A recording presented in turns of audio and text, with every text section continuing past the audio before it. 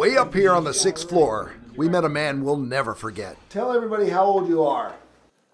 101 month old. Watch Mr. James sit up like he did one night in bed. I dreamed one night, he said, "You are 100 years old." He said that God told him that he would live to be 100. He promised him that he would live to be 100. He didn't use a cane until he was 97. Stopped driving his Chevy just 2 months ago. And the first time he used a walker was to bury his daughter. He used the walker so that he could go to the cemetery, and it didn't matter how long it took. He was going to stay there until her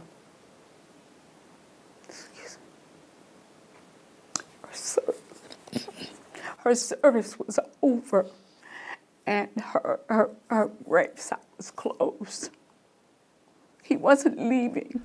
What a man. Born in Oxford, North Carolina. Granddad was a preacher. His mom died at the age of 46. She left me with 7 brothers and sisters to take care of. He was proud nobody ever went to jail. But he was prouder to serve our nation. I had gone in the Army and served 3.5 years. He was a special cook. They call them dietitians today. I made Jell-O or pudding. That was their dessert. And just when he thought he was out, Redrafted me back another year to cook. well, you must have been a good cook. Yeah. On the GI Bill, he quickly learned farming wouldn't pay the bills. So he moved to Baltimore to work at Beth Steel. And then he got called again. I was called to preach. I had been preaching 65 years. Those hands that held babies, baptized souls, cracked eggs, and put together to pray, those hands. I see strength in his hands. And strength passed down to his daughter, who takes care of Dad, took care of her ailing sister and dying mother. If I stay, will you stay? You mean it? You mean it? You really stay? I spent every night with her in the hospital or the nursing home until she died. There is strength all around him here at the VA. It is a rough journey for me as a person and as a mom this past summer, because I lost also a veteran of my life, my son.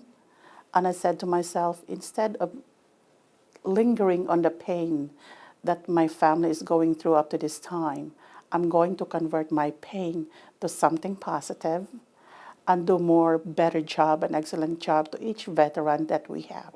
First thing in the morning, he thanks God for waking up. Last thing at night, he hopes God allows him to wake up in the morning. I'm still cooking. I made my breakfast this morning. And the final question to Mr. Smith. Your secret to success. It is relationship.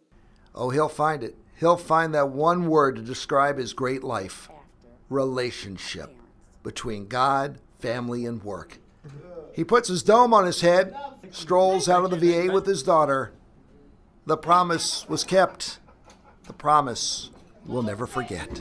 What's going on, everybody? Randall Newsom here, and if you like that story, you can enjoy more of these Bridging the Gap stories by clicking on this box right here. And while you're at it, subscribe to WMAR on YouTube by tapping that circle, and be sure to watch me and Randall on Good Morning Maryland. Weekdays from 4:30 to 7 a.m.